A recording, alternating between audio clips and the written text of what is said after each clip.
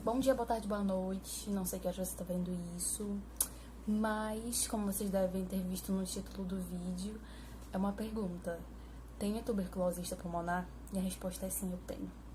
E é sobre isso que eu vim falar. Bom, pra quem não sabe, existem dois tipos de tuberculose.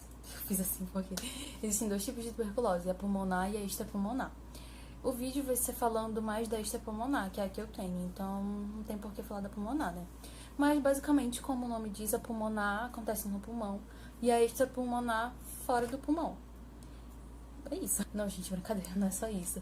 A tuberculose pulmonar, ela é mais comum que a extrapulmonar e ela acontece na maioria dos casos. Por exemplo, de acordo com os dados de 2015, a tuberculose pulmonar ela equivale a 87% dos casos, quanto que a extrapulmonar equivale só ao resto, né, os 13% por aí. Então, é bem menos comum e isso acaba tendo algumas consequências, como, por exemplo, um diagnóstico mais complicado de se dar, né? Mas, enfim, eu vou falar disso depois. Então, basicamente, o que é a tuberculose extrapulmonar? Eu vou olhar aqui rapidinho que eu anotei. A tuberculose extrapulmonar, ela pode ser basicamente definida como toda forma de tuberculose que ocorre fora do parênquima pulmonar. Ou seja, acontece em qualquer parte do seu corpo, mas não no pulmão, porque a pulmonar já tem esse nome, né? Então, quando acontece no pulmão, é tuberculose pulmonar. Então, como uma enfermeira me disse uma vez, a tuberculose ela pode dar em qualquer parte do seu corpo, menos no cabelo e no dedo. Foi o que ela me disse. E quando eu tava lendo o artigo, eu achei algo muito semelhante a isso que ela me falou, que tava dizendo assim que não se tem comprovações de que a tuberculose dá no cabelo ou nas unhas. Então é basicamente assim, qualquer parte do seu corpo pode ser consumida pela tuberculose, menos o cabelo e as unhas. Basicamente é isso. Bom, e como eu falei, a tuberculose extrapulmonar é menos comum. E com isso a gente vem para uma pergunta que é: por que é difícil diagnosticar uma TBEP? Ela ser menos comum é um dos motivos, e o outro é que a confirmação bacteriológica só se dá em 1/4 dos casos, basicamente. E isso pode ser devido a diversos fatores. Um deles é o difícil acesso às lesões, porque a tuberculose extrapulmonar ela não se dá no pulmão, então pode se dar em qualquer parte do seu corpo. E então, em alguns casos, dependendo de onde ela estiver localizada, pode ser confundido com outra doença. Tanto que, em alguns casos, ou na maioria deles, tu não se tem um diagnóstico logo de cara de tuberculose extrapulmonar. Tu provavelmente tá tentando descobrir outra coisa, ou tá averiguando, né, fazendo exames pra outra coisa e acaba descobrindo que tem. Porque não é um diagnóstico muito preciso, assim, não se tem logo de cara. Por isso que no artigo que eu li, ele diz assim, que muitas vezes o diagnóstico é feito por exclusão de outras enfermidades e com auxílio da prova tuberculínica. Esse lance de por exclusão de outras enfermidades é muito real, porque isso aconteceu comigo, eu só descobri porque eu tava vendo outra coisa. Só que em relação ao auxílio da prova tuberculínica é complicado. Tipo, isso acaba sendo um erro, que nem estava escrito no artigo. E eu acredito que é porque, assim, todos nós podemos ter o bacilo da tuberculose dentro do nosso organismo, mas não quer dizer que a gente vá desenvolver a tuberculose. Inclusive, eu vou falar melhor sobre isso depois. Então, tipo assim, a prova tuberculínica não vai te dar muita certeza de nada, sabe? Não vai dizer que tipo de tuberculose tem ou se tu realmente tem. Porque, por exemplo, existe um exame chamado PPD, que ele mostra se você já teve contato com o bacilo da tuberculose no seu organismo. Que foi o primeiro exame que eu fiz. É uma agulhinha, assim, que põe aqui no seu antebraço. E aí você passa 3 dias com aquilo que eles colocaram ali dentro. Não sei que líquido é aquele. Aí você fica 3 dias. E durante 3 dias você vai acompanhando a reação na sua pele. Aí quando dá os 3 dias, você volta lá que eles vão te dar um resultado. Eles vão analisar a sua pele e ver se você teve o contato com o bacilo. No meu caso, sim, né? Deu positivo. Ficou avermelhado, um pouquinho meio roxo e coçou. Então, se você fez o exame, por exemplo, se você fizer um dia e não acontecer nada, não aparecer nada na sua pele, porque você não teve contato. Mas caso fique avermelhado, coce, ou fique meio roxinho, significa que você teve contato com o bacilo. Mas, tipo, isso não quer dizer que você tenha tuberculose em si. Você pode apenas ter tido contato e o bacilo tá no seu organismo ali quietinho. E isso pode durar uma vida inteira. O bacilo pode ficar no seu organismo a sua vida inteira e você pode não desenvolver tuberculose. Mas isso não é em todos os casos, né? Então, agora eu vou entrar no assunto dos tipos de tuberculose extrapulmonar. Porque, como eu falei, pode dar em qualquer parte do seu organismo. Mas a gente tem uns tipos, assim, pra ficar mais claro de entender. Por exemplo, tem a tuberculose pleural, intestinal, ganglionar, meningoencefálica, pericárdica, óssea, ocular, cutânea, etc. Então, pode dar em qualquer parte do seu corpo. Inclusive, você pode ter tuberculose na mama, o que é um caso muito complicado, porque ele pode ser confundido com câncer de mama. Então, a pessoa pode ser encaminhada para centros de tratamento de câncer, investigar ali, aqui, ali, e depois descobrir que na verdade não era câncer, é tuberculose. Então, é por isso que o diagnóstico é muito complicado. Você tem que ir por outros meios, talvez, para descobrir e tudo mais. Fora que você pode nem ter todos os sintomas. Porque, por exemplo, tem uns sintomas mais gerais, né? Na tuberculose em si, mas a extrapulmonar tem uns sintomas mais específicos, que é o que eu vou falar já já. Mas no caso dos tipos de tuberculose extrapulmonar que eu falei pra vocês, a mais comum é a pleural. Ela atinge basicamente todas as faixas etárias, mas é mais comum em jovens adultos. Dos casos que se tem de tuberculose extrapulmonar, 20% é da pleural, para vocês verem o quanto ela é mais comum que as outras. Ela se dá devido a alguma lesão pulmonar ativa, que no meu caso foi um derrame pleural, que eu vou explicar depois também o que é. Então eu vou tentar pelo menos. Os sintomas mais gerais da tuberculose extrapulmonar variam um pouco, assim. Por ser uma tuberculose menos comum, é mais difícil até de achar informações. Então, às vezes, tem informação que está dizendo uma coisa num lugar, tem informação que está dizendo outra. Então, eu anotei 3 sintomas aqui, que foi o que eu mais vi nas pesquisas que eu fiz. No caso, os sintomas gerais de TBEP. Pode ser febre no fim da tarde, ou seja, unicamente, exclusivamente ou geralmente acontece no fim da tarde. Essa febre, assim, que você pode se perguntar, mas por que não dá de dia? Mas, assim, de tarde. Perda de apetite e suor noturno. Alguns pacientes até relatam que precisam trocar de roupa à noite, de tanto que soam.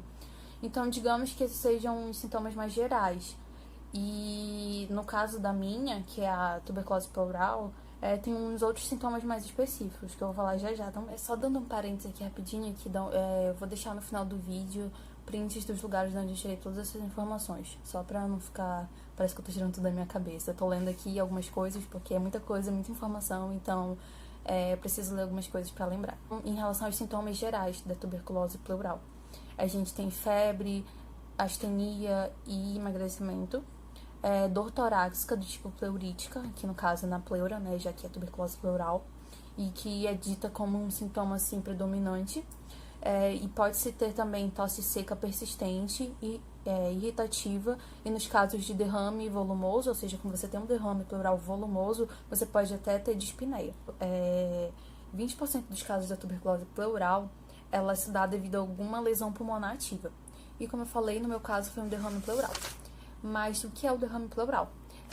Eu vou ler aqui e vou deixar a fotinha para vocês acompanharem, porque são, assim, palavras meio difíceis e um conceito, assim, que eu não sei nem explicar pra vocês, mas que eu vou ler pra vocês saberem o que é. Derrame pleural é um acúmulo de líquido anormal na cavidade pleural decorrente de um desequilíbrio entre a sua formação e sua absorção, e acontece por alteração na microcirculação pleural. Isso acontece em 5 situações distintas. Eu vou colocar para vocês em fotos todas essas 5 situações, que são termos muito clínicos, muito, assim, coisa de médico, sabe? Então eu não sei dizer exatamente qual é o meu, mas eu vou colocar aqui na foto. Bom, como vocês podem ver aí na foto, tá essas 5 situações distintas onde se dá esse derrame pleural. E na terceira delas, que eu coloquei aí, tá escrito assim: aumento de permeabilidade capilar, como ocorre nos casos de pleurite e infecções pulmonares. Eu acredito que essa seja a minha, porque quando eu fui nos médicos, eles me falaram que, tipo assim, o derrame pleural, ele acontece normalmente por alguma infecção, que aí pode ser ou por tuberculose ou por pneumonia, foi o que eles me disseram. Então, devido a essa infecção, né, eu acredito que esse tipo aí que eu falei pra vocês seja a minha. E aí, esquecendo de falar, na população que tem HIV e que adoece por tuberculose, a forma extrapulmonar é muito mais comum e representa 50% dos casos, mais ou menos. Bom, tendo dito tudo isso, feito um aparato geral para vocês do que é cada coisinha, eu vou falar agora da minha trajetória e no final vou falar do tratamento. Bom, tudo começou em junho, no início de junho, mais ou menos, do dia 5 ao dia 12, eu passei uma semana mal, com uma dor na costela. E aí o pessoal achava que era vesícula, que era rim, que era isso, que era aquilo. Só que, tipo assim, a dor era uma dor gradativa. Então começou bem fraca, que não me incomodava, e foi piorando. Aí quando foi na madrugada do dia 12 de junho, no dia dos namorados, eu passei muito, muito mal. eu não conseguia dormir de tanta dor, da vontade de gritar, de chorar, de tanta dor que eu tava sentindo. E aí, quando amanheceu o dia, a minha mãe decidiu me levar na Unimed. E nesse dia, quando amanheceu, eu continuava com a dor e amanheci me sentindo meio febria. Não tava com febre, mas tava me sentindo quente e com dor de cabeça. E aí a gente foi pra Unimed. Aí lá eu tomei alguma medicação, o médico que tava lá me passou o exame de urina, eu fiz lá na hora. E aí, como demora um pouco pra sair, eu voltei pra casa. E de tarde a gente voltou pra lá de novo com a minha mãe. E já era outra médica que tava de plantão. E aí ela olhou meu exame, disse que tinha dado infecção urinária. E aí me passou vários remédios pra infecção urinária e pras coisas que eu tava sentindo. E aí eu tinha que ficar tomando essa medicação, as medicações que ela passou durante uma semana. Aí beleza, só que tipo assim, eu tomei durante 4 dias e continuei me sentindo mal, tipo, não melhorava. E aí, tanto que depois apareceu uma tosse seca em mim. Que eu achava que era por causa da medicação que eu tava tomando, porque, tipo, eu não tinha me dado tosse antes. Mas aí apareceu essa tosse. E aí eu não melhorei. E aí eu voltei lá. Nisso que eu voltei já era outro médico, né? Porque toda vez o plantão muda. E aí esse que tava lá já me deu um pouco mais de atenção. E aí eu falei, né, os sintomas e tal. E aí ele passou vários remédios pra mim, mandou eu substituir alguns que eu tava tomando. Me passou outros vários. Me passou o teste de sorologia pra Covid. Me passou o TC do tórax. E me passou também remédio pra Covid. Eu tomei, né? Enfim, aí tomei e fui fazer os exames. E aí o de sorologia do Covid deu negativo. E na TC do tórax tinha dado alguma coisa lá em relação à bronquiolite. E também era uma coisa mais específica pra Covid. Então vinha grau, assim, grau de 1 a 6 pra Covid. O meu tinha dado grau 2. Então juntando o exame de sorologia, negativo pra Covid, né? E aí, beleza, aí deu uma melhorada, assim, eu continuava sentindo um pouco da dor na costela e tal, a tosse dava de vez em quando, a dor de cabeça e febre bem, assim, relativo, não durou muito tempo. E aí, beleza, aí eu voltei de novo lá, com o resultado dos exames, no caso da TC do tórax. E aí, o médico que tava lá era um médico doido, gente, nossa, aquele médico era muito doido. Ele disse que não tinha nada, e aí ele só olhou a parte do Covid lá, que basicamente deu negativo, e disse que eu não tinha Covid. Mas tipo, isso eu já sabia, né? Porque eu sabia ler o que tava escrito lá no exame. E aí eu falei, não, mas isso aqui em relação à bronquiolite? Ele, não é nada, não sei o que. Disse que eu só tinha uma alergia e me passou um antialérgico. Beleza, eu tomei. Mas eu até fiquei assim, olha, pode até ser, né? Já que na minha família tem muito caso de alergia, todo mundo tem problema com alergia, então podia ser isso. Mas na minha cabeça, no fundo, eu sabia que não era só isso. Podia ser uma alergia, mas que era algo a mais, né? E aí tá. Aí voltei pra casa, melhorei, né? Só que a dor na costela dava assim, mas de bem levinha, quase não sentia. E aí a gente decidiu procurar um clínico geral. Assim, fazia muito tempo também que eu não ia, né? Então a gente foi atrás de um clínico. Tá, aí eu marquei o clínico geral e nisso eu levei esses exames pra ele, os que eu tinha feito, e ele mandou repetir, porque já tinha um tempinho, né, que eu tinha feito. E aí ele mandou repetir e me passou vários exames de rotina. Tipo, todos esses exames de sangue, urina, fezes, me passou um baita de uma bateria de exame. E aí eu fiz tudinho. E aí eu repeti a TC do tórax, eu só tive que esperar um tempo, porque a Unimed não libera esses exames um atrás do outro, porque são exames caros, então eles não liberam, assim, pra te fazer, quero fazer um hoje, outro amanhã. Não dá, né? Aí eu esperei um tempo, fiz de novo e levei pra ele o resultado. Nos meus outros exames de sangue, fezes, urina, e deu tudo certo. Só na de urina que deu infecção urinária de novo. Mas ele me passou medicação pra isso e tal, foi de boa. E aí, quando ele viu minha TC do tórax, ele leu lá o que tava escrito, porque, tipo assim, deu um monte de coisa que eu não sabia o que era. E aí ele falou assim, eu acho que isso aqui é alguma coisa em relação à Covid. E disse que ia me encaminhar pro pneumologista. Aí eu até falei assim, mas poxa, deu tudo negativo em relação à Covid, eu acho que não é Covid. Aí ele disse assim, tá, mas eu vou te encaminhar da mesma forma pro pneumologista. E foi aí que tudo começou, não é mesmo? Foi aí que eu comecei a descobrir a cagada. E aí marquei a consulta com o primeiro pneumologista, porque eu fui com 2. E aí, quando eu cheguei lá, ele leu assim, ficou olhando meu exame, falou assim, você tem um derrame, você teve um derrame no seu pulmão direito, não sei o que e tal. Começou a falar, gente, eu fiquei assim, meu Deus do céu, eu vou morrer. Eu saí da consulta, assim, achando que era o meu último dia de vida. Fiquei muito, assim, desesperada, sei lá, eu achava que eu ia morrer. Porque eu não sou o tipo de pessoa que costuma ficar doente, ainda mais dessa forma, né? E aí, enfim, aí ele me explicou, disse que derrame pleural normalmente causado ou por tuberculose ou por pneumonia, mas que ele não tinha como me dar certeza de nada e, tipo, nem me passar medicação, nem nada, porque precisava ter uma certeza para poder começar o possível tratamento, né? Aí ele me encaminhou pro cirurgião torácico, que também é pneumologista, só que a especialidade dele é cirurgia torácica, né? Então, como eu ia precisar fazer cirurgia, que o primeiro médico falou, ele falou assim, olha, vai ter que fazer uma cirurgia que vai abrir aqui e tal, pra colher material e fazer exames em relação ao líquido. Porque o que acontece? Quando você tem derrame pleural, você tem um líquido ali no seu pulmão, tanto que eu li pra vocês anteriormente, né, a definição, que é um acúmulo de líquido. Então, tinha esse líquido no meu pulmão. E aí ele disse que ele pediu vários exames do primeiro médico. Pediu vários exames em relação a esse líquido. Aí quando eu fui no segundo médico, que é o cirurgião, ele disse assim, olha, a gente não precisa fazer esses exames todos em relação ao líquido, porque esses exames não vão dar certeza de nada. Eles só vão dizer assim, olha, pode ser isso ou pode ser isso. E a gente quer ter certeza. Então ele falou assim, faz a biópsia que é mais seguro. E aí a biópsia foi a cirurgiazinha, né, que eu fiz aqui, um corte no peito. E aí ele colheu o material e tal. E aí me explicou também quase as mesmas coisas. Falou que normalmente era por tuberculose ou por pneumonia, mas como ele tem experiência nessa área de cirurgia, né, quando ele estava olhando meu exame, ele falou que achava que era por tuberculose, mas que precisava fazer cirurgia para ter certeza. E aí eu fiz, né? E aí ele explicou algumas coisas que ele estava vendo lá na minha TC do tórax. Ele disse que o meu pulmão estava com um tamanho menor, ele me mostrou lá e tal. Eu não sei ver nada, né? Então tava só acompanhando a explicação dele.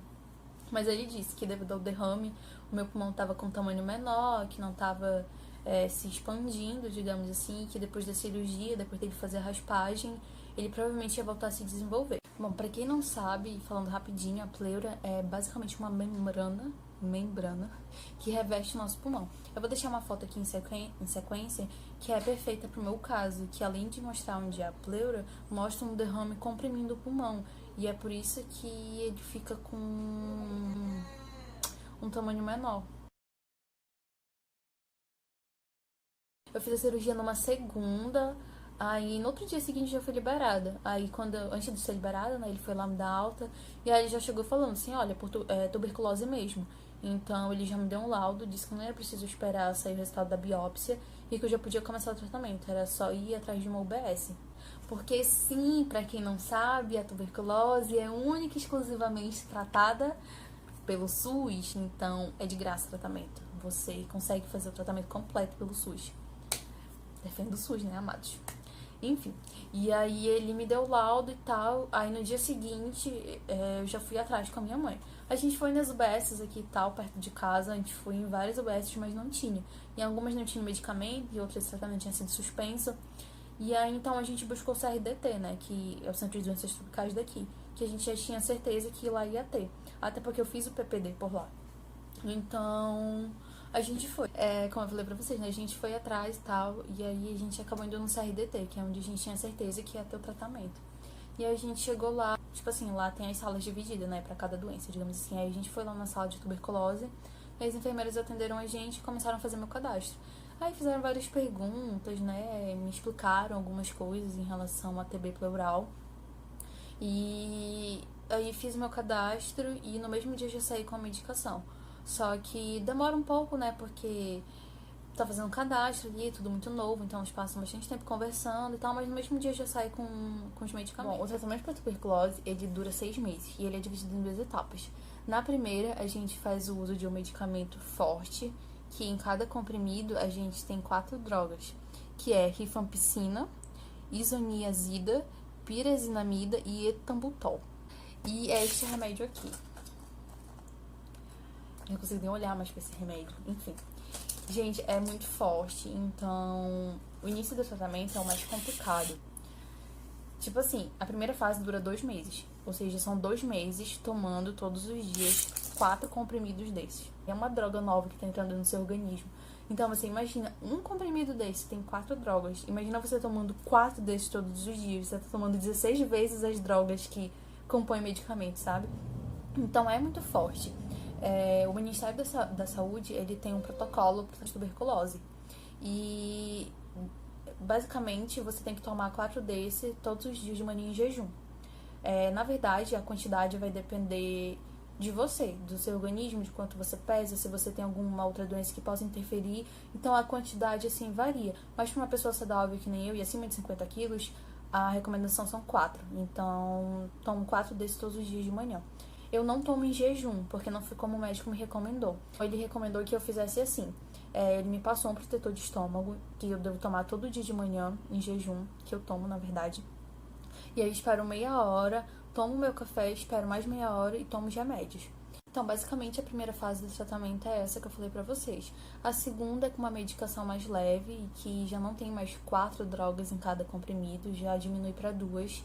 Então, vai ser uma parte assim mais de boa, digamos assim, essa primeira fase que é a pior de todas, porque é o primeiro contato que tá tendo, né, como a enfermeira me disse, é pra espantar o bichinho da tuberculose daqui, pra matar o bichinho. Então, é tipo assim, mano, tu vai sair daqui, entendeu? Então, por isso que é mais forte e tal. Só que, assim, os efeitos colaterais são relativos, porque pode ser diferente em cada pessoa.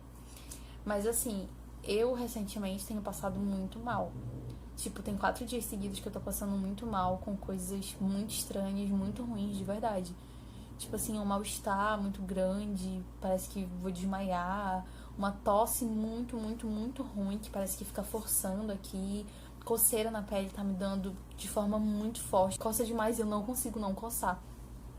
Enfim, vários efeitos colaterais que estão me dando e que eu tenho certeza que é da medicação. E que, gente, de verdade, dá vontade de desistir. Cada dia que passa, uma vontade de desistir é maior. Tipo assim, dá vontade de, caramba, não quero mais fazer o tratamento. Mas, infelizmente, tem que fazer. Porque se não fizer, eu não vou ficar curada. E, enfim, eu comecei o tratamento mês passado. Eu vou fazer 2 meses de tratamento dessa primeira etapa no dia 14 de dezembro. Então, ainda tem um tempinho aí, né, até eu completar os 2 meses. E depois eu vou começar com outra medicação. Como eu falei pra vocês, o tratamento é unicamente, exclusivamente pelo SUS. Então, assim, a questão do medicamento é um tipo de medicamento que não vem sempre, pelo que eu entendi, pelas informações que me deram, né, nas UBSs e no CRDT. Então, tipo assim, você não leva a medicação toda de uma vez. Você vai a cada 15 dias lá e busca uma quantidade de medicação. Por exemplo, toda vez que eu vou, é a segunda vez que eu fui pegar, na verdade. E aí eu recebo 2 cartelas dessas, mais 4 comprimidos, que no total dá 60 comprimidos, que dá pros 15 dias. Então, a cada 15 dias eu tenho que ir lá buscar 60 comprimidos pra continuar fazendo tratamento. E é basicamente isso. Então, eu falei várias coisas, falei dos tipos, dei várias explicações pra vocês, mas como é que ocorre esse contágio? Bom, para quem tem tuberculose extrapulmonar, essa pessoa provavelmente foi contaminada por uma pessoa que tem tuberculose pulmonar. Porque o que acontece? Quem tem tuberculose pulmonar, ao falar, ao tossir ou espirrar, deixam essas gotículas da bactéria no ar. Para quem não sabe, a bactéria da tuberculose é a bactéria Koch. E aí você pode pegar, entendeu? Só que, como vocês viram, a tuberculose extrapulmonar, ela tem vários tipos. Então, como é que se dá esses vários tipos, né? Quando você acaba adquirindo essa bactéria, ela vai para sua corrente sanguínea e de lá ela escolhe o lugar onde ela vai ficar. Então, tipo assim, você pode ter em um único lugar, mas você também pode ter em vários lugares do seu corpo. Você pode ter tuberculose na cabeça, você pode ter tuberculose na mama, você pode ter em vários lugares ao mesmo tempo, entendeu? Não é só em um lugar. Mas que fique claro, você pode ter a bactéria, mas você pode não desenvolver, entendeu? Então, você pode ficar com ela durante a sua vida toda e não desenvolver nenhum tipo de tuberculose. O que é muito bom.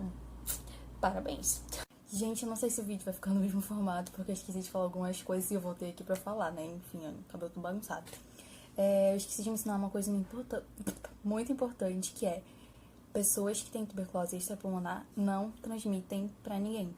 Então, ou seja, você não tem problema de ficar perto de mim, que eu não vou te transmitir, não vou te passar tuberculose falando, espirrando, tossindo, qualquer coisa do tipo.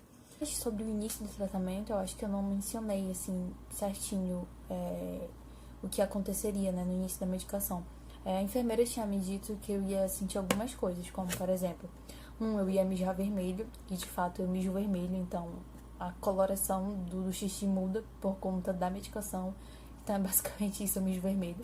Segundo, ela disse que sim, eu ia sentir enjoo e poderia chegar a vomitar, mas acho que isso eu mencionei, que eu fiquei muito enjoada, mas não cheguei a vomitar. E terceiro, que poderia me dar coceira na pele. No caso, a coceira não me deu no início, mas tá dando agora. Oi, gente, cá estou eu novamente no outro dia. Comecei a gravar os vídeos ontem, na segunda, mas hoje, como eu tive algumas atualizações, eu vim aqui de novo.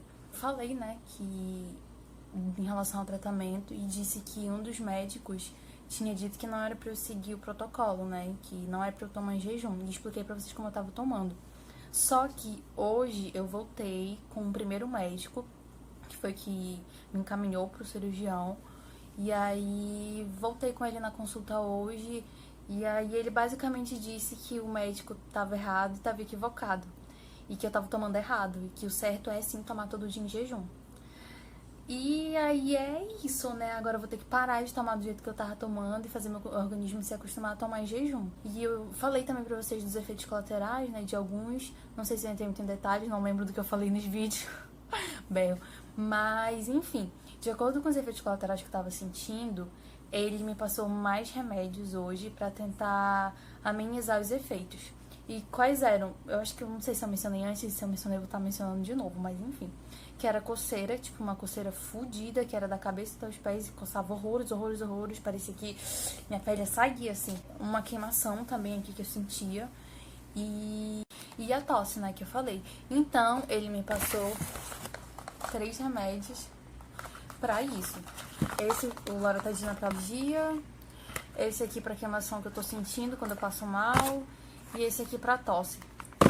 E é isso, essas foram atualizações que eu vim trazer pra vocês. Porque assim, eu não sei se cheguei a mencionar, mas os efeitos colaterais são comuns. Existem pessoas sim que podem levar o tratamento até o final sem sentir nada, mas é mais difícil, como o próprio médico falou. Então, o que acontece? Quando a pessoa tá tendo muitos efeitos colaterais, e são efeitos colaterais assim não tão comuns, aí pode até chegar à suspensão do medicamento, como por exemplo no caso de hepatite medicamentosa. Mas não é meu caso, né? Então, tipo, o que eu tava sentindo, eu acho que dá pra combater com esses remédios que ele me passou. E ele disse assim, olha, não para o tratamento. O que é difícil, porque a vontade de parar é todo dia. Vai fazer 2 meses da primeira etapa só em dezembro, então até dezembro eu vou continuar com esse medicamento forte. Tanto que ele falou assim, olha, é provável que tu fique se sentindo mal até 3 meses. E depois, como muda a medicação, né? Vai assim melhorando e tu vai se sentindo melhor. Só que ele disse 3 meses, eu fiquei assim, mas a moça disse que eram 2 meses. Enfim, estou aqui atenta. Mas é isso, essas foram as atualizações que eu vim trazer pra você. É isso, se você assistiu até o final, muito obrigada. Se você conhece alguém que tenha algum tipo de tuberculose extrapulmonar, marca aqui ou manda esse vídeo ou fala comigo, porque eu preciso de pessoas pra conversar sobre. E é isso, é um pouquinho do que eu tô vivendo, um pouquinho da minha história, digamos assim. E por não ser um assunto muito comentado, eu acho que foi útil, pelo menos pra mim, falar um pouco sobre isso. Até pra algumas pessoas tomarem cuidado, né, com questão de diagnóstico, etc e tal. Então é isso, espero que eu tenha sido útil de alguma forma.